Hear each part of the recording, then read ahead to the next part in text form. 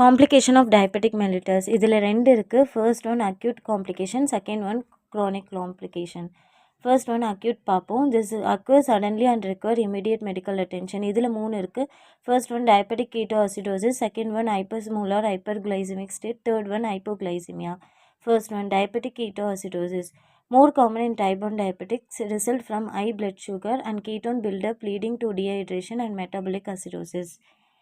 இது மோஸ்ட்டாக type 1 diabetic பேஷண்ட்டுக்கு தான் வரதுக்கு நிறைய சான்ஸ் இருக்குது. எதனால் வருதுன்னா ஐபிபினால் கீட்டோன் பிளட்டில் பில்டப் ஆகி டீஹைட்ரேஷன் அண்ட் மெட்டாபலிக் அசிடோசிஸ் ஆகுறதுனால நமக்கு இந்த டயபெட்டிக் கீட்டோஅசிடோசிஸ் வருது. Second one hyperosmolar hyperglycaemic state. இது வந்து மோர் காமன் இன் டயபெட்டிக் 2 தான். Characterized by extreme hyperglycemia and severe dehydration without significant ketone production.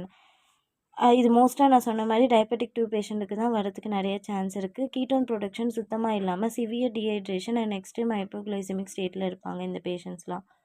Third one hypoglycaemia, low blood sugar can result from excessive insulin, missing meals or intense exercise. Symptoms including sweating, shakiness, confusion or in severe cases seizure or coma. இந்த கண்டிஷனில் வந்து excessive insulin are missing meal extreme exercise பண்ணுற பேஷண்ட்டுக்கு வரதுக்கு நிறைய chance இருக்குது. இந்த பேஷண்ட்லாம் sweating, shakiness, confuse ஸ்டேட்டில் இருப்பாங்க. சிவியர் கேசஸ்னு பார்த்தோன்னா சீசர்ஸ் அண்ட் கோமா கூட வரதுக்கு நிறைய சான்ஸ் இருக்குது. க்ரானிக் காம்ப்ளிகேஷன் இது வந்து long term complication. This develop over time due to prolong high blood sugar and affect various organs.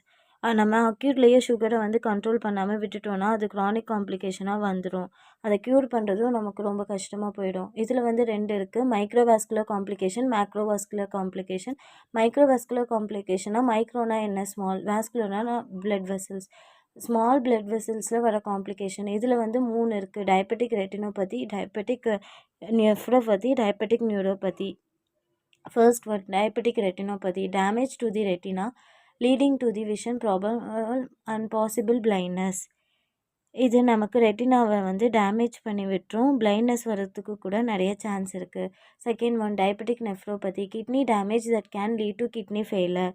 இந்த கண்டிஷனில் கிட்னி டேமேஜ் ஆகிட்டு கிட்னி ஃபெயிலர் வந்துடும். Diabetic neuropathy, nerve damage causing numbness, tingling pain or loss of sensation usually in the feet and hands.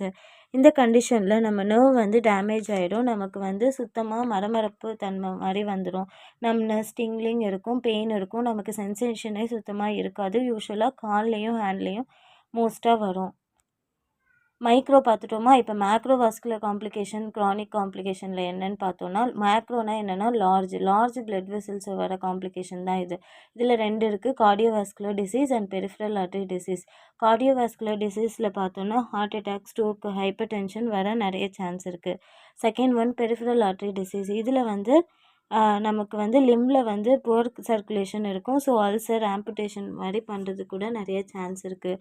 Other காம்ப்ளிகேஷன்னு பார்த்தோன்னா diabetic foot ulcer and infection, gastroparesis and increase risk of infection. First one diabetic foot ulcer and infection.